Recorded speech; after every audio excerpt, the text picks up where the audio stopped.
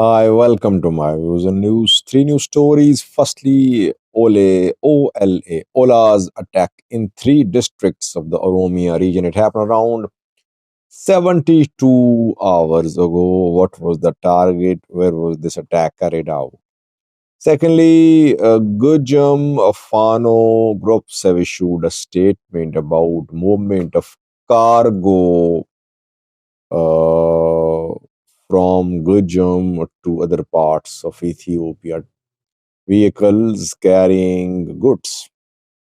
Is Fano planning to impose a complete ban on movement of cargo, movement of goods from Amhara region to other parts of Ethiopia? And thirdly, Ethiopia in talks with IMF and World Bank for how many billion US dollars, 7 billion US dollars reported.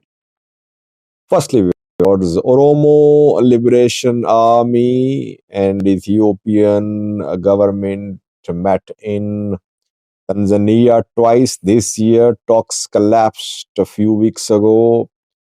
Third round of talks is being considered, and I think some preparatory work is underway. I talked to people yesterday and they confirmed that government is contacting OLA commanders and preparations are underway. It's not that any date has been finalized for the start of third round of talks. Reportedly, preparations are being made. Before that,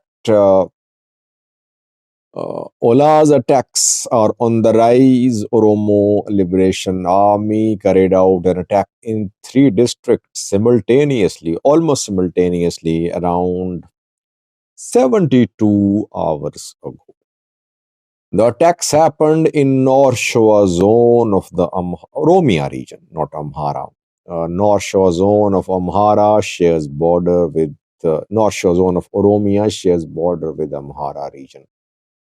Uh, Hundreds of OLA fighters took part in this three-front attack. Uh, Yaya Gulale is one of the districts in North Shore, Oromia, where Fano fighters entered, and they entered Fital, a town in Yaya Gulale. Secondly, in Shararo, they entered in Debrecen. Thirdly, Muketori town, where they entered as well. How successful was this operation in terms of achieving of targets? Were OLA able to free prisoners?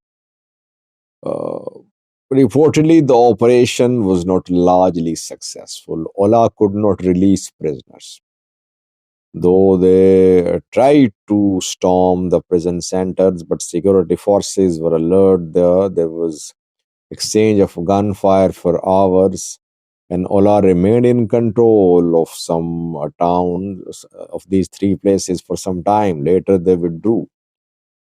No statement from the Oromo Liberation Army about these attacks. Some pro-OLA elements, some pro-OLA sources say that the operation was successful. Some OLA comrades were released. Don't know about the exact number of released OLA members. Secondly, OLA fighters tried to storm a bank as well in North Shore. Ethiopian commercial bank was attacked by OLA fighters. There was exchange of gunfire inside the bank building between the OLA and government forces. OLA fighters later retreated from these towns. They were not interested, obviously, in holding on to these towns. That is what Fano fighters do, by the way. Both attack town, cities, both free their comrades, both collect logistics, both steal weapons, sometimes steal money, and then they just retreat. That is how guerrilla armed groups operate in most cases. No announcement of third round of talks, but we are monitoring the developments. As soon as we get verified information, we'll share with you. Secondly, viewers, the Gujam Fano groups have issued a statement saying that they are not going to allow movement of goods vehicles from the Amhara region. We don't know how practical is this decision. Can Gujam Fano fighters impose a ban on movement of cargo vehicles from the Gujam zone to Oromia to Addis Ababa? That remains to be seen. But Gojam Fano groups say that government-backed traders elements are buying coal, honey, butter, teff, wheat from the Amhara region. While crops could not be cultivated, land could not be prepared in border areas of Oromia, Amhara regions, farmers could not farm their lands because of conflict, because of lack of fertilizers, lack of seeds. And the agricultural produce is being purchased by people from other parts of Ethiopia, not from the Amhara region. That is why reportedly Gujam Fano fighters have announced to impose a ban on movement of cargo vehicles. Already the two roads leading into Gujam from Romia remain blocked mostly. Uh, Mota to Bahidar, Bahidar Mota to Romia Road, and then the other one also Debre Marcos Road. Both remain blocked mostly because of Fano fighters' attacks there. Let's see, can Fano fighters implement the ban on movement of cargo vehicles from Amhara region? Not to, but from Amhara region to Oromia to Addis Ababa, that we'll see in coming days. Thirdly, viewers, Ethiopia is in talks with two financial institutions for a loan of 7 billion US dollars. Ethiopia is in talks with the IMF, International Monetary Fund. It wants 3.5 billion US dollar loan under reform program. It is in talks with the World Bank. Here again, it wants 3.5 billion US dollars under Development Policy Operations Program. It has been confirmed by Ethiopian Finance Ministry officials. They talked to some news outlets and they confirmed that talks are underway. 7 billion US dollar loan. Can Ethiopia repay these loans, by the way? Because Ethiopia just got loan repayment rescheduling from Paris Club members, from China, from other countries, because it is not in a position to pay back loans this year and next year. For 2 years, Ethiopian loan repayments have been rescheduled. Ethiopia was unable to pay interest on euro bonds. Ethiopia defaulted on euro bond interest payment. And that is why some crediting agencies downgraded Ethiopian ability of paying loans and interest. Overall, hard times ahead for Ethiopian economy. Question is, if Ethiopia is unable to get IMF, World Bank bailout packages, what will it do? Will it default? Will it look towards other countries, Arab countries? Who will rescue Ethiopia from this crisis?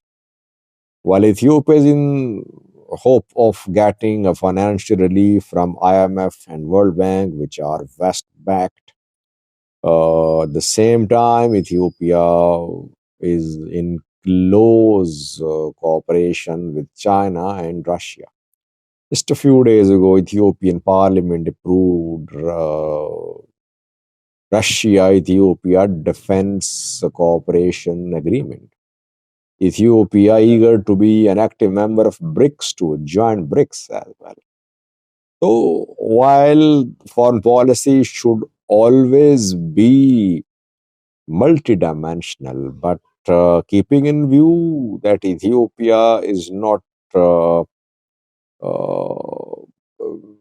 a Western ally now, like other countries are. For example, Kenya is seen as a Western ally now, or US ally. That is why Kenya is easily getting financial support from IMF World Bank. Ethiopia could not project itself as a Western ally, a US ally. Uh, so it is finding it difficult to get financial relief from IMF World Bank. Talks underway since last year. We have example of Eritrea, which is at Chinese camp, Russian camp. It is not hoping to get anything from IMF and World Bank. Ethiopia, on the other hand, wants to have good ties with all the parties.